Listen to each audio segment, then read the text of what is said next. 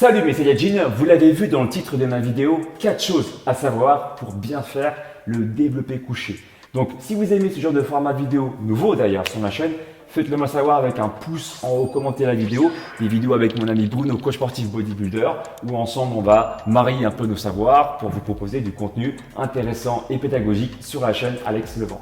Donc aujourd'hui, on va voir l'exercice du développé couché, les 4 fondamentaux à absolument maîtriser pour bien faire le mouvement et donc avoir des pecs monstrueux comme Bruno. C'est pas tout mon en point fort. préservant son dos. Voilà. C'est pas du tout mon point fort, mais j'y travaille. Mais ouais, bah après voilà, le développé couché, c'est un exercice qui, on va dire, qui travaille super bien. C'est un exercice, c'est un mouvement polyarticulaire, voilà. Classique. Mais ça recrute pas mal de fibres musculaires. Mais il faut quand même en amont apprendre une certaine technique, avoir quand même une bonne posture à adopter pour pouvoir avoir des résultats sur ce genre d'exercice, quoi. Donc la première erreur, sans perdre plus de temps, on va te la montrer. Tu nous fais une démonstration? Allez, c'est parti. Allez, go. Je me sacrifie. Donc on va faire une démonstration du pied à la tête, ce qu'il faut savoir, en commençant par les pieds. Alors, l'erreur. Bon, il y en a plusieurs, hein. Il y a soit celle-là. Donc regardez bien ce qui se passe au niveau de ses pieds. Il va ensuite argumenter. Soit celle-là. Ouais, je la vois souvent, celle-là en salle. Pied décalé. Pas d'appui stable sur les pieds. Voilà, comme ça. Voilà. Ensuite. Et donc, ce qu'il faudrait faire. Alors, dans un premier temps, ça je le vois souvent en salle. Alors, bien sûr, il y a la posture des haltérophiles, mais ça c'est encore un niveau beaucoup plus haut. Mais au moins, nous, à notre niveau en salle, ce qui est bien, c'est de rapprocher les jambes au maximum du buste. Voilà. Pour être le plus gainé possible, en fait. Voilà, plus gainé possible. Voilà. Et là, logiquement, on est bien. Une fois qu'on rapproche un peu les jambes, déjà, on a une meilleure posture. Voilà. On a une meilleure assise. Et on est plus stable.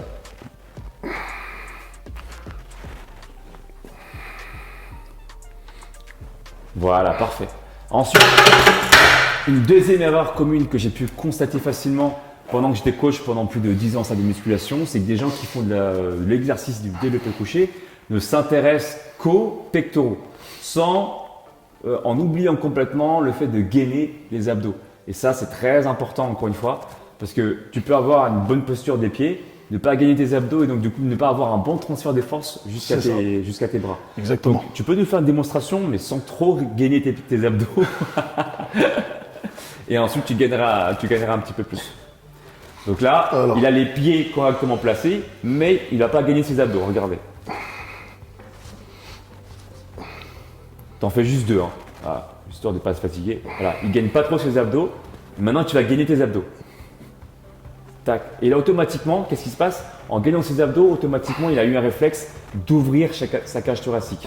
D'accord? Il y a deux choses en fait, deux avantages à serrer ses abdos. Premièrement, c'est de protéger son dos, qui est déjà bien plus gainé. Il rentre le ventre. Serrer les abdos, ça veut dire aussi rentrer le ventre pour engager le transverse, le muscle profond qui part de la colonne vertébrale qui va envelopper toute sa taille en fait. Donc ce muscle-là puisqu'il part de la colonne vertébrale, va donc renforcer également ses lombaires, protéger son dos et en plus lui permettre d'avoir un bon transfert de force. Et automatiquement, ce qu'il a fait, c'est qu'il a ouvert la cage thoracique. D'accord? On y revient du coup à la troisième. De toute façon, plus on est gainé, plus la barre elle apparaît légère en fait. Voilà. Moins on est gainé, plus on subit le poids, on subit la barre. Forcément. Donc voilà, c'est tout. Et du coup, on revient directement au troisième fondamental, qui est d'ouvrir sa cage thoracique justement pour pouvoir une plus grande amplitude. Donc fais-nous une démonstration sans amplitude, sans ouvrir ta cage thoracique et ensuite, donc fais-en 2 comme ça, voilà, et 2 bien fait. Regardez la différence. Il en fait 2 sans ouvrir sa cage thoracique. Donc là, il va plus penser à ses bras en fait finalement. C'est ce qui va se passer. Et ensuite 2 en ouvrant la cage thoracique. Ok, j'y vais. Donc vous voyez, il a une grande différence déjà d'amplitude. Il descend beaucoup plus bas déjà là ici. Voilà. Et ensuite, on voit bien qu'il engage bien mieux en fait ses pectoraux.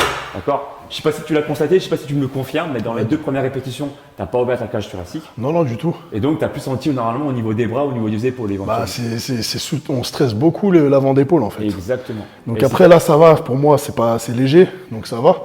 Mais lorsqu'on met lourd ou quoi, ça peut finir soit par une douleur ou une blessure. Et même de toute manière, niveau performance, au niveau de la charge, voilà, on va perdre beaucoup de force sur la charge qu'on veut soulever. Donc au final, il y a que c'est que du négatif, quoi. Voilà. Et donc au final, je dirais que le dernier fondamental, évidemment, c'est que quand il fait cet exercice-là, pour ouvrir sa cage thoracique comme il a fait, parce que lui il le fait naturellement parce qu'il a déjà les bons réflexes, mais si vous ne l'avez pas, c'est de serrer un peu ici là, vous voyez derrière moi. Il faut serrer les omoplates, c'est une technique, Wow. c'est une petite astuce. Serrer les omoplates, si vous avez du mal vraiment à recruter, à étirer le maximum de fibres au niveau des pecs, serrer les omoplates. Donc ça forcément, ça va désengager les épaules vers de l'avant, à l'arrière. Et du coup, vous allez être forcément beaucoup plus sur les pecs. Voilà. Que parce que les épaules sont désengagées. Voilà.